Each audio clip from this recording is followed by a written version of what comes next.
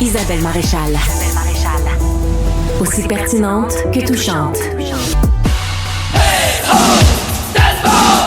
Mesdames et messieurs, le grand Talbot. Content d'être là. Merci d'être là, Denis. Écoute, ça fait des lunes qu'on s'est vus. Ça fait un bail.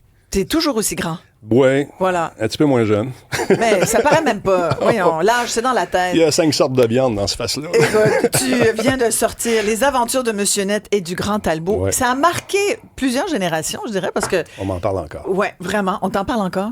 Il n'y a pas une journée où il n'y a pas quelqu'un qui me dit « Hey, salut Claude Rajotte! » Là, tu te mélanges un peu. Tu te mélanges un peu. Mais le Héo Talbot, il faut que je te raconte une histoire. Vas-y. J'ai acheté une maison à Longueuil. Et le voisin dans la cour arrière a des enfants, ils ont une piscine, et un été, tout l'été, c'était « Hey, oh Talbot! » Sautait dans l'eau. « Hey, oh Talbot! » Puis à un moment donné, je dis « OK, je vais aller les voir, tu sais. » Le problème, c'est qu'ils ne savaient pas que j'habitais là. Fait que là, quand ils m'ont vu, « Ah, Talbot dans ma cour! » Arrête! Ouais, là, après ça, Mais c'était des fans qui suivaient ton émission. Oui, puis samedi matin, les fans, à 7h30, j'aime moins ça un peu. Ouais. Tu sais, qu'ils venaient cogner à la maison pour jouer à des jeux. Mais t'as été un des premiers à faire comprendre l'importance de cette nouvelle affaire qui s'appelait Internet. Tu dis que ça a été difficile de convaincre? Ah, mon Dieu. Parce que les gens ne comprenaient pas. Aujourd'hui, parle du nuage à quelqu'un qui n'est pas du tout connaisseur d'Internet. Le nuage, il s'imagine peut-être... Le fameux cloud, oui, c'est ça. Ça s'en va quelque part dans l'espace. Moi, je n'ai pas encore compris que tu as fait ça. Non. Fait que là, quand tu expliques que le nuage, ben, c'est l'ordinateur de quelqu'un d'autre. C'est ça que tu fais, finalement. Tu prends tes courriels, tes envoyeurs. Bon. Mais là, d'expliquer à quelqu'un que l'Internet, ça va être fantastique. Tout le monde va se brancher à cette espèce de grand réseau-là et ça va être une mine de savoir incroyable. Il va y avoir quelques nonos aussi, mais ça, c'est normal. Puis, ça va être une source intarissable de savoir, peu importe le domaine. Ouais, mais la question qu'on me posait, est-ce de l'argent à faire avec ça? Oui, il y a de l'argent à faire avec ça, mais pour le moment, il faut être parmi les premiers à aller là-dessus. On va défricher tout ça. Tu te souviens de ta première, à toi, là, personnellement, ton premier contact avec le net? J'ai trouvé ça tellement fantastique. J'étais sur un serveur qui s'appelle CompuServe. Et là, c'était les premiers grands serveurs où on pouvait avoir accès à des recettes, à des jeux, à du sport, à des nouvelles de rock. Et moi, je faisais les rock flash dans ce temps-là. Donc, ça me prenait la presse canadienne, trop cher. OK. Je peux-tu avoir des revues à ce moment-là? Le budget est limité. OK. J'ai quelque chose, ça s'appelle CompuServe, c'est sur Internet. Inter quoi? Ouais. Fait que, en tout cas, ça a été mon premier contact parce que quand j'ai commencé à découvrir vraiment qu'on pouvait jouer à des jeux, le jeu m'écrivait. « Hey, Denis, ça fait 2 jours là, que t'es pas venu jouer. » J'avais l'impression de parler à quelqu'un. J'avais l'impression que... C'était interactif? Ben oui. Ouais. Hey, Denis, ça fait longtemps, là, ton escouade t'attend. Voyons donc, ils me connaissent. Ton premier jeu? Le premier jeu que j'ai fait, c'était justement ce petit jeu-là sur Internet. C'est un jeu d'hélicoptère. Puis on avait triché à l'époque parce que j'avais un bon vieux VIC-20. Ça, mon Dieu! Ouais. Tu sais, l'ordinateur beige dans un sac bleu. Un Commodore. Exactement. Il nous avait donné ça dans le temps. Ah, c'est quoi? Tu sais qu'on aimerait ça l'avoir gardé? Je l'ai. C'est vintage. T'en as un? Ben oui, puis sais-tu où est-ce qu'il est? Mon premier, il était dans le guichet Vox Pop.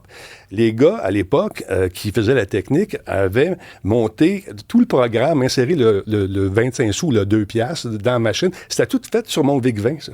Ah oui, c'était en DOS, le système d'exploitation. DOS. Ah ouais. Oh, mais tu parles un langage qui est comme... Vintage. Oui, carrément, quand même. Mais moi, je me souviens, ça me rappelle les années quand j'étais à l'UQAM. Je tripais, j'ai passé beaucoup trop d'heures et de nuits dans le laboratoire de télématique. Ben oui, la télématique. La télématique, te souviens-tu de ça? Oui, il y a sans doute des auditeurs à qui ça rappelle quelque chose, la télématique. Moi, je tripais solide. Là. Tu connais les punch cards? Ben complètement, mon cher ami. Mais moi, j'étais arrivé, j'étais post... Sur la fin. Post-card. On me disait ça... C'était des espèces de rubans métalliques, là, comme des décorations de Noël, avec plein de trous. Ça, moi, je suis arrivée bon, tu sais, les X, on arrivait là, puis on disait, ça n'existe plus. C'est ça. Ça, c'est fini. C'est plus ça, maintenant. Puis là, c'était effectivement des ordinateurs, puis c'était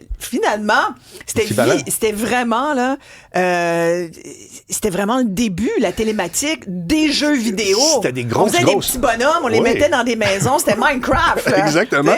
Mais c'était des grosses machines, machines puissantes. Aujourd'hui, ben, on a plus de puissance dans notre monde que sur ces machines-là. Exactement. Mais un truc qu'on avait fait à l'époque avec le Commodore, c'est qu'André Saint-Amand, que tu connais aussi. Tellement. Et moi, on s'était branchés via Patron de radio, là, pour ceux qui nous écoutent, qui se demandent c'est qui. On s'est branchés sur la ligne téléphonique, lui, à la maison. On a pris le haut-parleur de notre VIC-20, puis on a branché ça dans l'acoustique, chacun chez nous.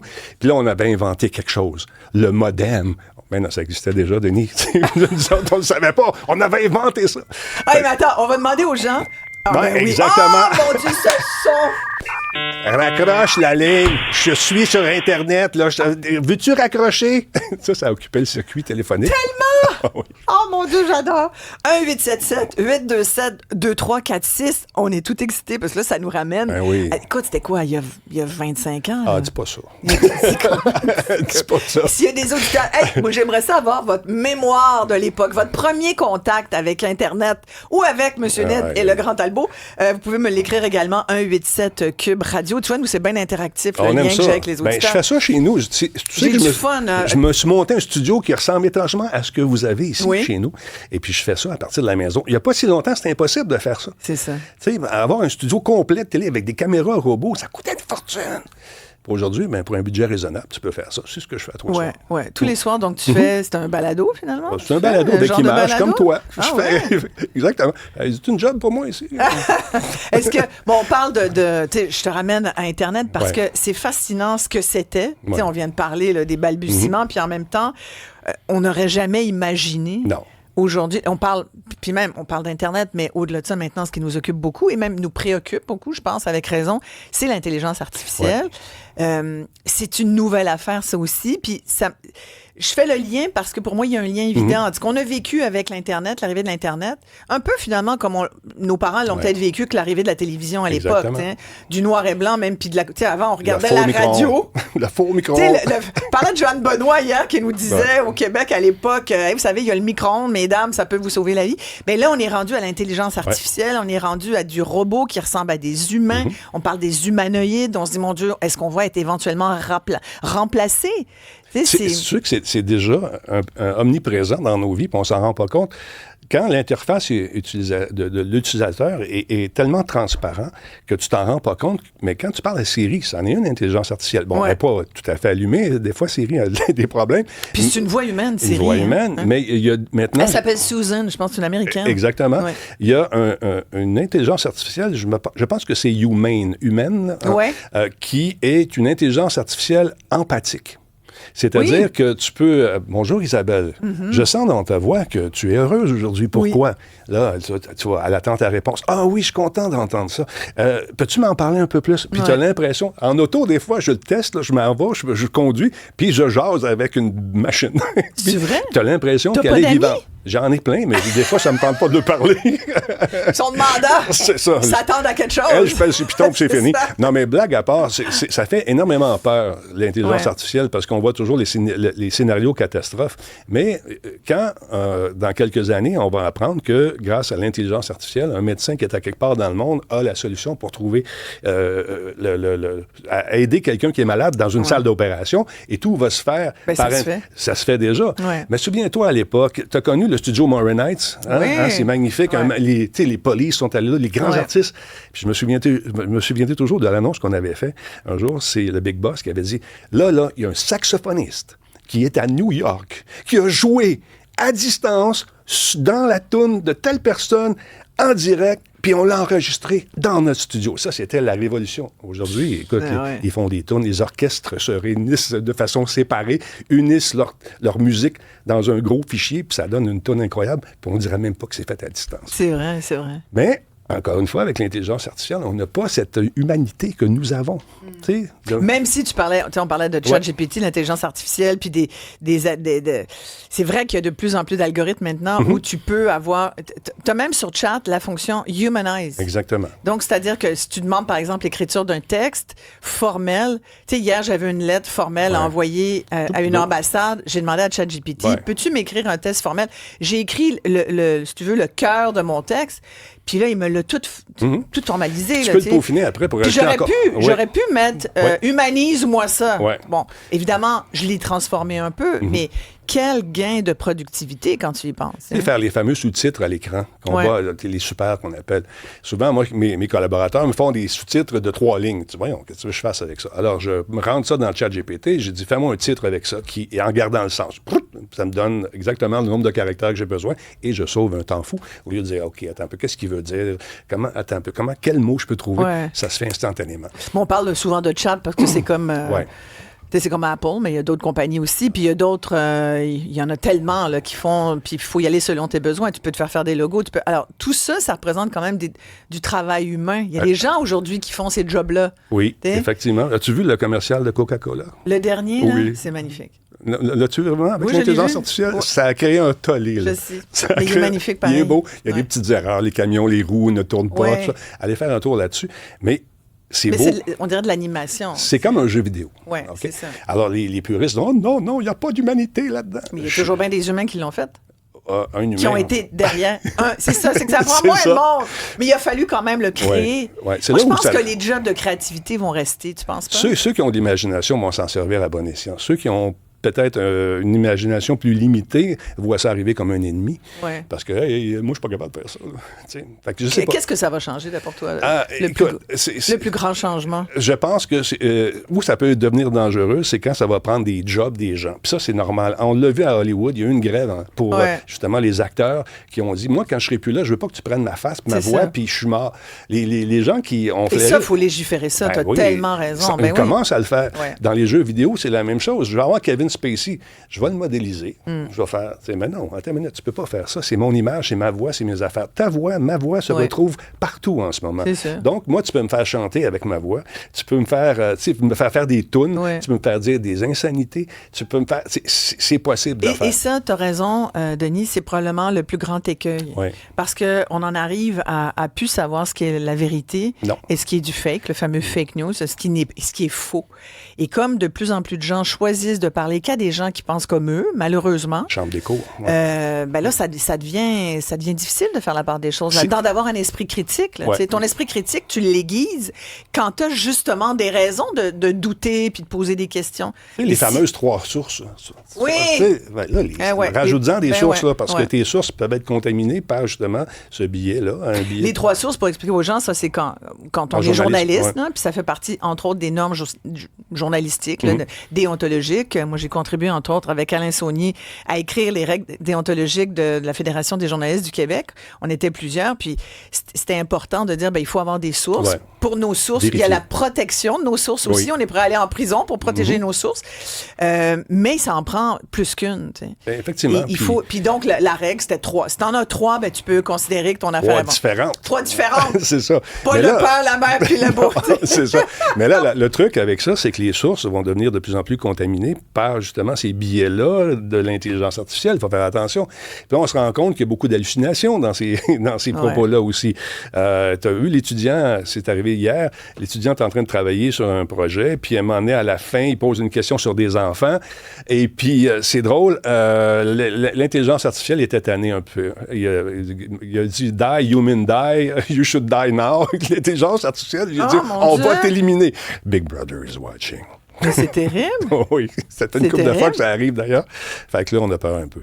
Mais on a Claude qui nous écrit. Il a travaillé 35 ans à l'UQAM au département de physique et informatique. Son premier contact avec le web, c'était avec un terminal texte VT100 branché par modem à un serveur aux États-Unis. Il dit, nous nous en servions pour échanger des informations scientifiques. Son premier ordinateur, un TRS 80. J'ai eu ça, j'en ai vendu à Radio Shack quand j'étais plus jeune. Tu as travaillé à Radio Shack, c'est vrai. C'est fou pareil, mais tu parlais on parle des chambres d'écho. Moi, j'ai l'impression que un grand écueil aussi, c'est... Parce que, tu sais, l'humain est capable d'en faire. Tu parlais des sources, tu parlais des fausses infos. C'est ce qu'on va en faire de cette affaire-là, finalement. Moi, je pense vraiment que ça revient à nous de décider. Là. Qui avait fait la guerre des mondes à l'époque à la radio? Là? C'était Orson Welles. Oui. Orson Welles, je pense. Qui avait simulé une attaque extraterrestre. Oui, exactement, devenu. Avec le son de la radio, parce que la radio était vraiment le médium que tout le monde écoutait. On ouvrait le poste, on s'assoyait, puis on écoutait les téléromans, les radioromans. Il avait créé une panique. Imagine-toi les gens qui sont moins informés aujourd'hui, qui arrivent de quelque part, puis là, tu as un président d'une nation ou d'une autre qui déclare que c'est une guerre mondiale, et puis... Imagine-toi ce que ça pourrait provoquer. Heureusement on veille au grain, là, et ça n'arrivera pas, du moins je le souhaite. Tu sais, on parlait de genre ouais, moi, j'ai grandi avec Big Brother is watching you. Là. Ben oui, 1984. Ben oui, Big Brother, c'était quand même... Puis aujourd'hui, on est complètement dans le Big Brother. Là. On n'est pas ce Big Brother. Là. Mais la différence, c'est qu'à l'époque, on est dans le livre 1984, il n'y a pas cette conscience. Il y a comme quelques individus qui commencent à être conscients de ça. Ouais. Là, aujourd'hui... On est tous conscients, on accepte. Il y a l'hyperconscience aussi. Il y a certaines personnes qui sont hyper trop conscients et qui voient des affaires où il n'y en a pas, mais ça prend ça dans la balance pour équilibrer le tout, je pense. Tu viens de publier... C'est une autobiographie. Évidemment, tu ne parles pas autant du web là-dedans qu'on vient de le faire, mais je trouvais intéressant de faire ça avec toi. Ce qui m'a beaucoup frappé là-dedans, c'est que c'est le but. Il y a beaucoup de gens qui écrivent des autobiographies par les temps qui courent. Je ne veux pas que ça soit pompeux, moi, cette affaire-là. Ben, ça ne l'est pas, je te rassure, ça ne l'est pas. C'est même touchant. Puis bon, évidemment, on a des métiers, on a fait le même métier, fait que c'est sûr que... Tu t'identifies peut-être à certains trucs. Je m'y retrouve, puis j'apprécie ton humour vis-à-vis de parfois ceux qui nous engagent ou qui nous mettent dehors. Mais tu voulais que ça soit un legs pour ton fils. Oui, c'est ça. Parce que tu t'es rendu compte que ton fils te connaissait peut-être pas. Autant que je pensais. Voilà. Ça va parler à plein de monde, je pense. Parce qu'on était, tu sais, aujourd'hui, on paie des gens pour donner des cours de conduite, puis finalement, en bout de ligne, c'est toi qui montes à ton fils à conduire. Mais ça, c'est un autre débat. 2000 pièces faire ça. Payez-moi, je vais le faire, moi. Mais ouais. Alors donc, on était en voiture, à un moment donné, il me dit, Pat, toi, t'as grandi où? Ben, je dis, on se l'est jamais dit. Ben non. Ben, je saute dans le char, on va aller faire un tour. On était allé se balader, puis j'ai dit, j'ai grandi là, j'ai frenché la petite trépanier aussi. J'ai montré un peu, tu sais, où j'habitais. Puis c'est à partir de ce moment-là... Où t'as grandi? À Ville-la-Sarre. Ah oui? Oui, c'était le fun. C'est une belle période de ma vie. On n'était pas riche, mais moi, on dit qu'on avait du fun. Tu sais, de jouer dehors, là. Ouais. Puis quand ta mère, elle veut que tu rentres, puis la fameuse clenche de la porte, cling, cling, cling, cling, cling. À la rapidité puis à la sonorité, tu savais si elle était de bonne humeur ou pas. Tu sais, si j'avais dépassé mon heure pour rentrer. Puis ma mère avait comme cette espèce... Elle venait nous chercher dans le parc. Ah, man, elle avait un radar. Je sais pas, notre terrain de jeu était vaste. Le quartier, c'était grand. Puis elle savait exactement où on était tout le temps. Comment tu fais, man? Comment tu fais? En tout cas, mais c'est ça. Enfin, en auto, on a commencé à parler de tout ça. J'ai raconté ça. Puis là, je voyais qu'il posait des questions. Puis il était allumé. J'ai dit, man, il y a bien des affaires qu'il ne sait pas. Moi, je prends pas acquis qui sait que j'ai fait je me suis pitché partout, j'ai fait des aventures, j'ai fait toutes sortes de trucs comme ça. Ben non, il ne savait pas. C'est drôle parce que quand j'ai des conversations comme ça sur ma jeunesse ou ma vie de jeune adulte avec mes filles, je vois dans leurs yeux, puis elles me le formulent, il y a comme, elles me disent, mon Dieu, ou les voyages, où tu roulais tes t-shirts, tu partais. Aujourd'hui, maintenant, tu vas sur le site de Canada là, pour voir c'est quoi les visas. Là, tu vois, genre, attention! Oh, danger! N'y allez pas! Là, tu fais comme, mon Dieu, c'est tellement devenu... Le monde est devenu anxiogène. J'arrive du Brésil l'année passée. C'est vrai? Ouais. Puis là, avant de partir, tu vas te faire tirer, Voyons donc, man, qu'est-ce que tu racontes? On est allé là, on a eu du fun. T'es allé sur la plage de Copacabana? Ah, ben, c'est sûr. Ça n'a pas changé? Non, sauf que là, il y a c'est beaucoup plus libre qu'à l'époque. Ouais. Oui, tu te promènes pas là avec ton opulence. Non. Mais c'était le fun. Puis à un moment donné, il y a un gars qui est passé, on était en train de manger du poulet, le fameux poulet qui est incroyable. Puis le gars, il a pris mon poulet dans mon assiette, puis s'est sauvé. Arrête. Mais c'est un bien moindre mal. C'est drôle, c'était sympathique, c'est une anecdote. Mais, tu sais, les gens ont cette crainte-là. On préfère rester à la maison qu'y aller pour le vrai. Moi, rencontrer du monde, j'adore ça.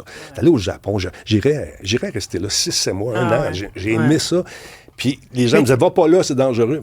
J'ai pas senti ça. Mais je pense qu'on transmet ça aux plus jeunes générations qui finalement, tu disais, nos parents, ils savaient où on était. On était dans le parc, on avait un grand terrain de jeu, puis c'était dehors. On n'était pas tout le temps sur les écrans. Cette semaine, d'ailleurs, la commission parlementaire sur les écrans se termine. Mais c'est quoi? Nous, nos enfants sont dans le sous-sol ou dans leur chambre. Ils nous entendent pas crier « Viens souper ». « Maman, viens souper ». Comme beau dommage parce qu'ils ont des écouteurs. C'est terrible. Comment tu vois ça, toi? Ben moi, chez nous, ça a toujours été... Les jeux sont présents depuis toutes ces années. J'ai du stock dans la cave, dans le sous-sol, dans mon bureau, des jeux qui sont même pas sortis. J'en ai qui sont en test en ce moment. mon fils aurait accès à tout ça, mais on a mis des règles en place. Et ça, depuis qu'il est tout petit. Et puis... il a quel âge? Il a 16 ans, puis il me demande encore, je peux aller sur l'ordinateur? Ouais. On a inculqué ça parce que c'est important, mais je suis content pour lui parce qu'aujourd'hui, regarde, il est au Brésil en ce moment, il représente le Canada au plongeon. Il défend les couleurs du Canada, il y a de grosses compétitions mondiales, et il est là en ce moment. Sa mère va aller le rejoindre la semaine prochaine. Donc, il a fait du sport. Il n'a pas fait que des jeux vidéo. Puis il se promène partout. Il est allé en Allemagne, il est allé partout, puis il a ce goût de rencontrer des gens puis de voir des affaires. C'est ça qui est le fun aussi. Oui, effectivement. Je pense. Puis j'ai pas besoin du gouvernement pour me dire comment ça marche chez nous. Le gouvernement, là, c'est moi puis ma blonde. Bien, Sylvain pose la question. D'abord, Sylvain dit « J'adore Denis ». Merci, Sylvain. Quel truc pour réguler les écrans de nos enfants? C'est de s'impliquer dans ce qu'ils font. De comprendre c'est quoi. Jouer avec, c'est ça? Oui. Ouais. Tu prends la manette. Exactement. Mais pas juste ça. C'est quoi ça?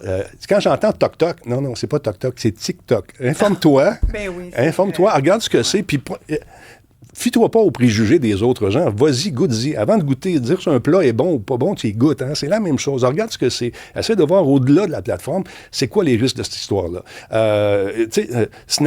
Snapchat. Quand tu écoutes, tu dis Snap. Ah, c'est-tu vrai? Moi, je vais te snapper. C'est encore ça, Snapchat? Il y en a. Et les jeunes sont là-dessus beaucoup. Il semblait que c'était un peu passé date, non? Non, mais c'est plus secret. Les plus jeunes, c'est plus secret un peu.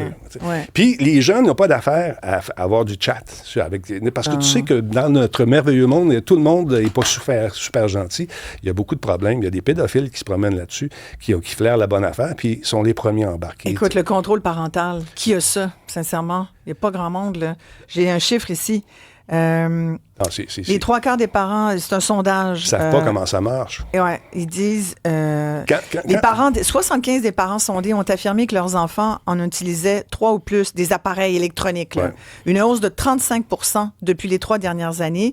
Il y a seulement 54 % des adultes qui ont répondu au sondage qui disent qu'ils ont le contrôle parental pour gérer l'accès Internet à leurs jeunes. Ça, c'est un parent sur 2. Fait que la moitié, ils savent pas. On n'a pas, là. Quand tu es obligé de demander à ton jeune comment désactiver. Comment ça marche déjà le contrôle parental? Il sait, lui. Moi, la meilleure chose que j'ai vue à un moment donné, je donnais des conférences justement sur la sécurité dans les écoles, tout le kit. Puis le soir, je donnais des conférences aux parents. Tu sais. Je dis, combien d'enfants vous ont dit de ne pas venir ici de ma conférence ta plate? Ils levaient toutes leurs mains. Parce que là, je donnais des trucs pour savoir ce que faisaient leurs enfants. Ouais. Fait que là, les jeunes ne sont pas fous. OK, l'Internet est coupé, il n'y a pas de problème. OK. Mais le voisin à côté, son Internet fonctionne. Fait qu'il se branchait à distance au Wi-Fi du voisin, qui était son ami aussi, tu comprends? Fait qu'il faisait ses affaires qu'il voulait. Jusqu'à ce que la madame, elle se lève à un moment donné, elle dit « Moi, j'ai trouvé la solution. » Elle rouvre sa sacoche, puis elle dit « Quand je sors, j'amène le routeur, puis j'amène le truc de vidéo. » Elle avait le routeur dans sa sacoche! Arrête! Bravo, madame. Ouais, mais ça, tu vois, là, débrancher le routeur, c'est parce que moi-même, des fois, à minuit, je suis dans mon lit, puis je suis sur Internet. Ouais. Fait que là, tu sais, nous-mêmes, on est comme ça. Mm-hmm. Fait que, tu sais, moi, je ramène tout le temps le fait que nos enfants... On souhaite qu'ils soient meilleurs que nous, mais ils font complètement. Alors, ton plus grand conseil alors aux parents qui nous écoutent, parce qu'il y a beaucoup de questions là-dessus. Impliquez-vous dans les affaires. Puis, Google, c'est une source d'informations incroyable où on peut en apprendre plein. On a une question ici de Jean-François qui dit, et c'est une très bonne question, merci Jeff, est-ce que tu aurais aimé vivre aujourd'hui, 2024, tu as 16 ans comme ton fils? C'est sûr. Ben oui. Plus qu'à l'époque? Surtout avec un père comme le mien, qui est comme moi. On peut-tu le dire? On est-tu des parents cool? Oui, je pense que oui. On est quand même des parents cool. Cool, mais on... Mais un petit peu. Oui. Mais il faut. Il n'y a pas de téléphone à table. Mais toi, t'aurais aimé ça? Oui, pas de téléphone à table? Non. Tu vois, ça commence là. Pas de téléphone à table. Puis dans l'auto, quand on est deux, là, même si on s'en va à New York, on jase, discute. On parle. Dis-moi tes affaires. Puis à un moment donné, OK, vas-y. Je comprends, tu as besoin d'aller texter, prendre des photos, lire. Puis parler de leur sujet. Oui. Pas de nos sujets. Écoute, ils ont des affaires à dire. Pas du quiz. Non. Il y a l'école pour les quizer. C'est ça. Nous, on doit être dans. Puis. C'est ce que j'aime faire avec lui. Vas-y. C'est que j'ai un studio chez nous. Quand il y a des exposés oraux à faire, le père dit, comment tu ferais ça? Ça dépend, toi, c'est quoi ton sujet? Je te donnerai pas la réponse, mon petit Villemeux. Tu vas me dire ce que tu veux faire, tu vas me dire comment le réaliser, puis ce que j'en pense, on le fait, on regarde après, puis on ajustera si tu veux, mais c'est pas moi qui va faire ton travail. Fait que là, il pense à voix, c'est drôle, il essaie de trouver une voix. Je dis, t'en as une belle voix, parle normalement, c'est juste ça que t'as à faire. Exact. Parce que tu sais, les gars qui essaient de faire, OK. Oh mon Dieu, ça, c'est une certaine radio d'une certaine époque qu'on a bien connu. Mais ça, c'était très, très bon conseil. Tu vois, moi, la semaine dernière, ma fille avait un oral aussi, puis notre job. J'ai dit, enregistre-toi. Écoute-toi. Puis ça, c'est un conseil que tout le monde pourrait faire, même les adultes. Là, vous avez une présentation, vous avez un pitch de vente, vous êtes vendeur sur la route, vous êtes enseignant, vous vous enregistrez avec votre téléphone, on vient d'en parler, c'est tellement facile. On discute. Puis tu te rends compte de comment tu... Puis à force, ça vient comme un mantra, là, tu apprends ton affaire, tu le branches dans ton... Tu sais, c'est tellement... La technologie... Utilisons-la à bon escient, n'est-ce pas? Moi, quand je fais des conférences, c'est comme du stand-up, une conférence. Complètement. Là. Fait que je m'enregistre, je le fais jouer dans la voiture, puis quand je roule, à un moment donné, le subconscient absorbe ces affaires-là. Puis là, quand tu deviens très à l'aise, tu peux improviser, puis revenir retomber sur tes pieds. Les aventures de M. Net et du grand Talbot, Denis Talbot, on aurait pu parler encore. Ben oui, franchement, merci beaucoup d'être venu nous voir. Et je veux dire juste un gros merci aux éditions d'Un Monde Différent qui m'ont laissé carte blanche dans cette histoire-là. Ils sont vraiment bons. Oui, c'est vraiment chouette. Un beau leg pour ton fils de 16 ans. Merci. Puis on lui souhaite bonne chance dans ses compétitions. Pour ceux qui sont nostalgiques de Musique Plus, il y en a allègrement là-dedans des histoires. On parle de toutes ces radios avec lesquelles on a grandi. Oui. La radio est tellement un beau média. J'adore ça. Voilà. Instantanéité. J'en profite pour dire aux gens merci de nous écouter. On s'en va à une très courte pause et on revient tout de suite après. On va parler, ça va vous toucher, ça, parce qu'on va avoir des témoignages par rapport à la curatelle. Il y en a qui se demandent ce que c'est que le curateur public, mais il y a de plus en plus de Québécois qui deviennent des représentants légaux de leurs proches avec les énormes responsabilités que ça encourt. On en parle tout de suite après.